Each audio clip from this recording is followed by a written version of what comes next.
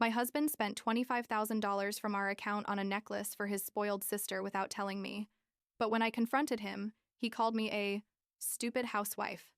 So I gave him the divorce he never saw coming, and now he's begging with letters while I'm building my own business. I'm 30 years old. I've been divorced for 6 months now, and honestly, I still can't believe my marriage ended over a ridiculously expensive necklace and a spoiled sister-in-law. Well, technically, it wasn't just about that, but that's what opened the whole can of worms, you know? The thing is, I thought Daniel and I were a team, that we were building something together. But turns out he had other priorities I didn't even know existed. I met Daniel like 7 years ago, when I was 23 and he was 26. He worked at a construction project company, something like project manager or supervisor.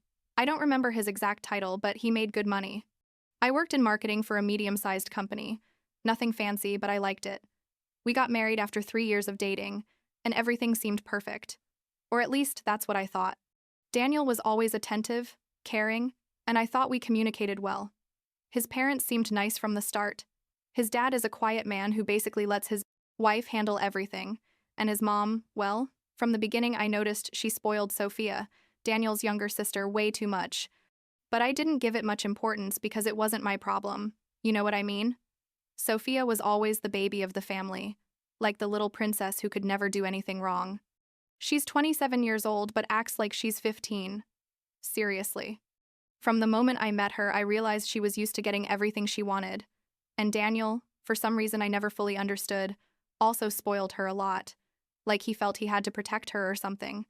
I remember once, I think it was like a year after we met, Sophia wanted a new iPhone, and she asked Daniel for it because her parents had said no, and he bought it for her without thinking twice. I thought it was weird, but well, she's his sister and his money. I didn't say anything. The first years of marriage were good, honestly. We lived in a nice apartment. Not huge, but comfortable. We had our jobs. We went out with friends, made plans together. We opened a joint savings account where we deposited money each month to eventually buy ourselves a house, or for emergencies, you know, what any responsible couple does. I was especially saving because I left my marketing job like a year and a half ago. More or less. They didn't fire me or anything. The company was just making cuts, and I decided to take the severance and look for something better. But the market was tough, and I ended up taking some time to decide what I wanted to do. Daniel supported that decision, told me not to worry, that he could cover expenses while I found my thing, and I kept looking for jobs but more calmly, being selective. Things started getting weird like 8 months ago. Daniel was more distant, coming home late from work, and when I asked him what was going on, he told me he had a lot of stress from a big project he was managing. I believed him because he'd never given me reasons to distrust him, you know? But there was something that made me uncomfortable. I don't know. Like a feeling in my stomach that something wasn't right. One day I checked his phone. I know. It's wrong to check your partner's phone. But it was just there on the table, and I saw a message from Sophia that said something like, "Thanks, big brother, you're the best. I can't wait." And I was left thinking, wait for what? Turns out Sophia's birthday was coming up. She was turning 27. And Daniel was organizing a surprise party at his parents' house. He told me about it like 2 weeks before, and I thought, okay, that's fine. It's his sister. Obviously, we're going to celebrate. But what I didn't know, what I had no fucking idea about, is that Daniel had planned to give her a gift that literally cost a fortune. The party was on a Saturday afternoon. We arrived like at 5 inches the afternoon, and everyone was already there. Daniel's parents, some uncles, cousins, Sophia's friends. Everything normal until gift time came. Sophia was sitting there like the queen of the universe, opening her gifts one by one.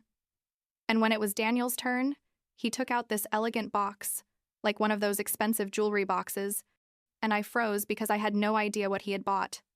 Sophia opened the box and literally screamed, like a movie scream, and pulled out this necklace and earring set that looked super expensive, like something you'd see in a Tiffany's display or something.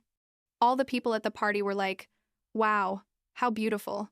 And Daniel's mom hugged her son, saying he was the best brother in the world. And I was just thinking, how much did that cost? After the party, in the car ride back home, I asked Daniel directly, "Hey, how much did that gift cost?" And he got all nervous, like evading the question, saying it didn't matter, that it was his sister's birthday, and he wanted to give her something special. I insisted because something didn't add up. And finally, he told me it had cost $25,000. $25,000. I was speechless, literally couldn't process that amount. I asked him where he got that money from, and he said from his personal savings. But I knew he didn't have $25,000 just lying around, or at least not that I knew of. That night, I couldn't sleep. I kept tossing and turning in bed, thinking about that ridiculous number, $25,000 for a necklace for his sister, when we were saving for a house, when I was without a job, when we had plans and goals together.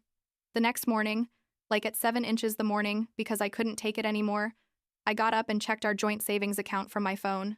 And there I saw it. A transfer of $25,000 made 2 weeks before, taken out of our account.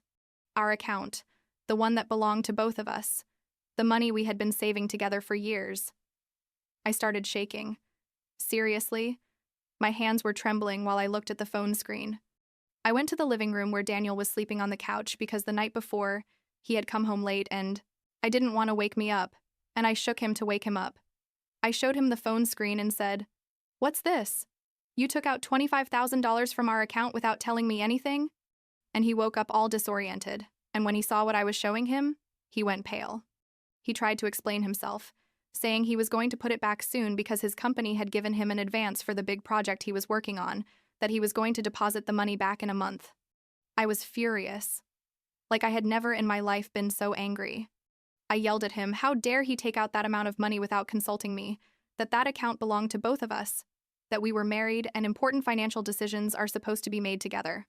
Daniel defended himself, saying that technically it was his money too, and he could use it however he wanted.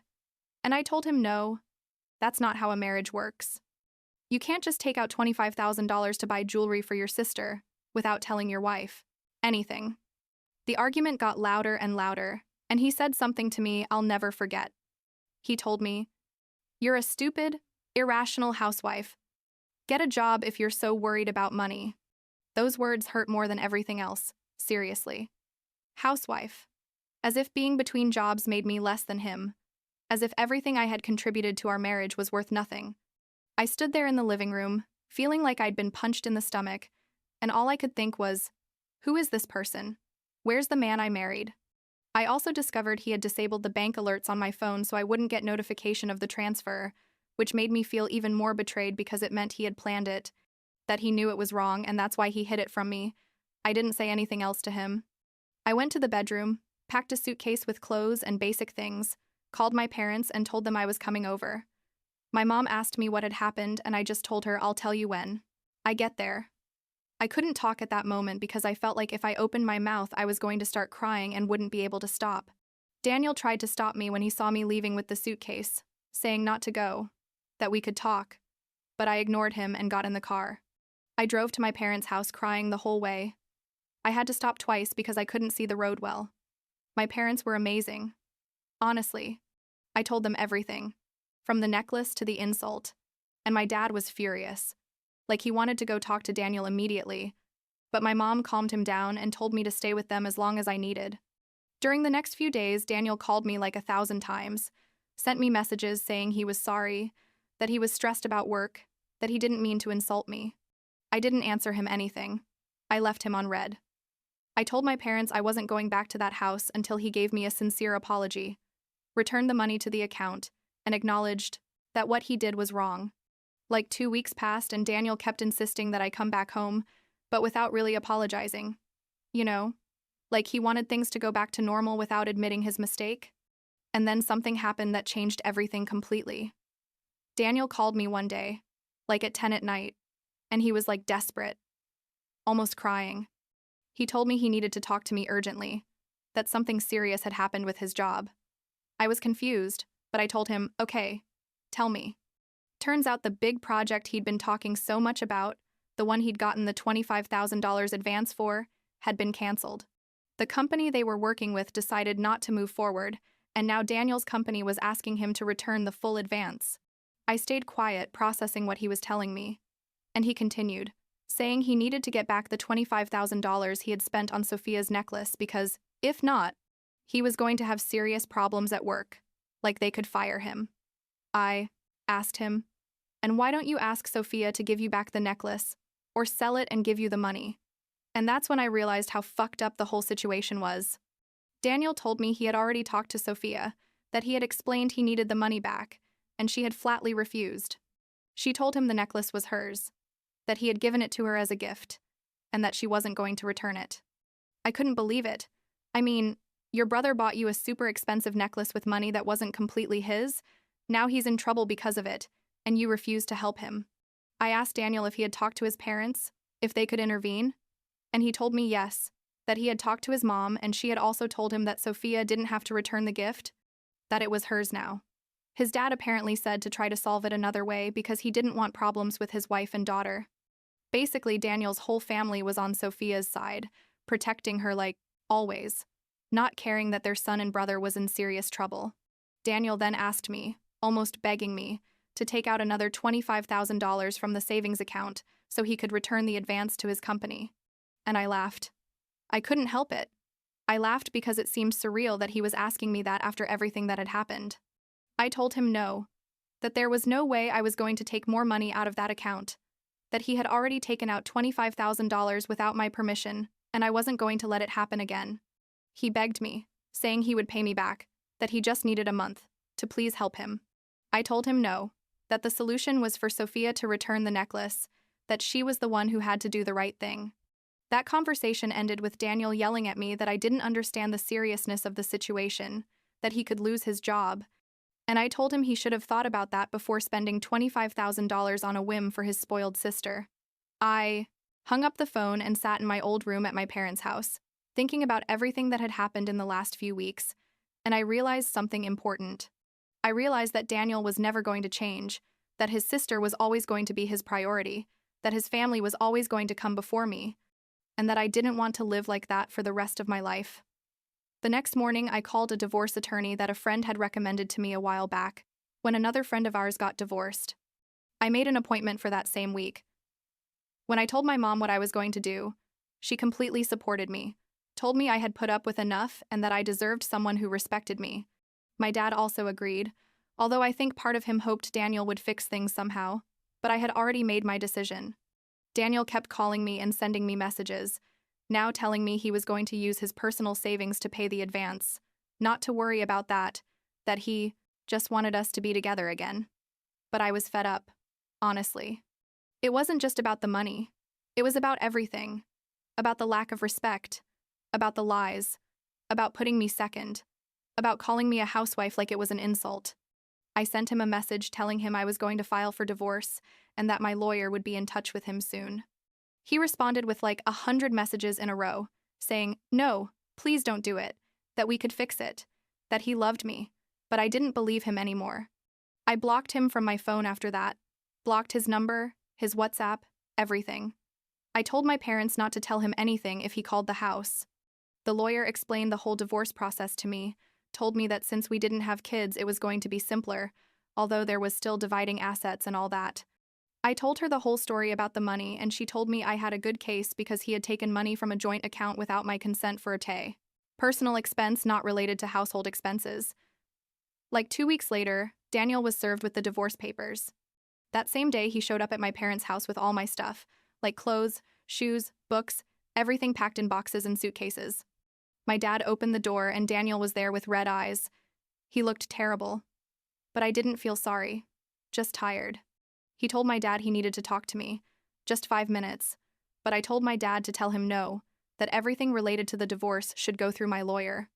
But my dad, being the kind man he is, convinced me to at least hear what he had to say. I went down and went out to the porch, and there was Daniel, looking like he hadn't slept in days. He told me to please reconsider the divorce, that he had made a mistake but we could overcome it, that we could go to couples therapy, that he would do whatever it took. I just looked at him and said, "Do you really think this can be fixed with therapy? Is therapy going to change? The fact that you stole money from our account, is it going to change that you insulted me? Is it going to make your family stop spoiling Sophia?" Daniel didn't know what to answer. He just kept repeating that he was sorry, that he was so sorry. I told him it was too late for apologies, that he'd had many opportunities to do things right and didn't, that I didn't trust him anymore, and without trust, there's no marriage. That was it. I went back into the house and left him standing there on the porch with all my stuff, The divorce process took like 2 months. It was faster than I thought. We had to go to mediation to divide assets. And honestly, it was awkward but not as dramatic as I thought it would be. Daniel agreed to give me half of everything, including what was left in the savings account after his stupidity. His lawyer tried to argue that I hadn't contributed financially in the last year and a half because I wasn't working, but my lawyer counter-argued that marriage is a partnership and that my temporary lack of work didn't mean I didn't have a right to half the savings.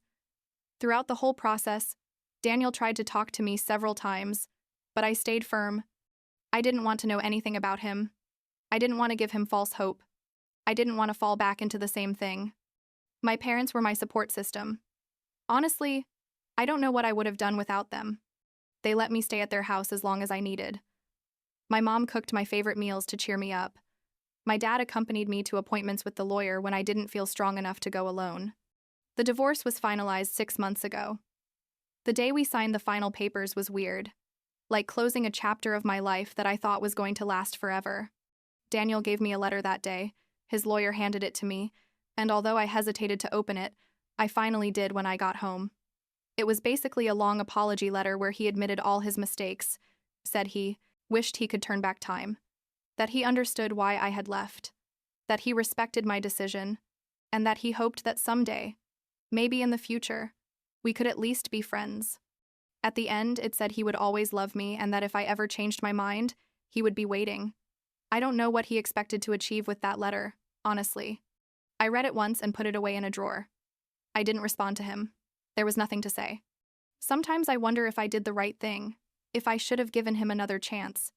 But then I remember how I felt that day when I discovered about the money, when he called me a housewife like it was something to be ashamed of, when his whole family protected Sophia without caring that Daniel was in trouble, and I know I made the right decision. After the divorce, I started reevaluating my life. Like what do I want to do now? I used part of the divorce money to start a small marketing consulting business, working from home, taking my own clients. It's going pretty well for me, to be honest. Better than I expected. I have like 5 regular clients, and I'm making more than I made at my old job. I moved into my own apartment 3 months ago. Nothing fancy, but it's mine, and that feels good. I've seen Daniel a couple of times since the divorce, like casual encounters at the supermarket or on the street, and it's always awkward. He tries to greet me and make casual conversation, but I just respond the bare minimum and go on my way. I don't know what's happened with him and his sister, if Sophia finally returned the necklace or not, and honestly, I don't care anymore. That's not my life anymore. It's not my problem anymore. My parents ask me sometimes if I'm considering dating someone new, but honestly, I still don't feel ready. I feel like I need to focus on myself for a while, on building my business, on rediscovering myself as a person outside of marriage. Sometimes I feel lonely. I'm not going to lie, especially at the night when I'm in my apartment and there's no one else there, but I'd rather be alone than be with someone who doesn't respect me. What surprises me most about all this is that I don't miss Daniel as much as I thought I would. I miss the idea of being married. I miss having someone to share my day with, but I don't miss him specifically. You know what I mean? Like, I realized our relationship wasn't as perfect as I believed, that there were warning signs I ignored because I wanted to believe everything was fine. The thing with Sophia didn't come out of nowhere. It was always there. I just didn't pay attention to it until it was too late. Sometimes I think about what would have happened if Daniel had consulted me before buying that necklace. If he had told me, hey, I want to give something special to my sister for her birthday. What do you think? Maybe I would have said no. Maybe I would have said $25,000 was too much. Maybe we would have reached a compromise. But I'll never know because he decided to do it behind my back, decided to disable the bank alerts so I wouldn't find out, decided to prioritize his sister's whims over our marriage and our plans together. And then, when everything fell apart, instead of admitting his mistake and doing the right thing, he insulted me and tried to make me feel guilty for being angry. I'm building a new life for myself, and although it's not perfect and although there are difficult days, I'm proud of having stayed firm. Many people told me I was overreacting, that all marriages have problems, that I should forgive and move on. But I knew in my heart that what Daniel did wasn't something I could just forget. It wasn't just about the money. It was about respect, about trust, about being a team, and he broke all of that for a necklace for his spoiled sister. Last week, I found the letter Daniel gave me on the day of the divorce. I was cleaning out a drawer, and there it was, still in the envelope. I read it again, out of curiosity, and I realized something. In the whole letter, he never mentioned Sophia, never said his family was wrong to protect her, never admitted that the real problem was that he prioritized his sister over his wife. He only apologized for the money and for insulting me, but not for the root of the problem. And that confirmed to me that I definitely did the right thing by divorcing him, because it means he still doesn't really understand why our marriage ended. I don't know what's going to happen in the future, if someday I'll trust someone enough to get married again, but for now, I'm okay alone. I have my business, I have my parents who support me, I have friends who were there during this whole process, and I have my dignity, which was the most important thing I rescued from this whole disaster. Sometimes the best decision you can make is to walk away from someone who doesn't value you, even if it hurts, even if it's difficult, even if it means starting from scratch. And that's exactly what I did.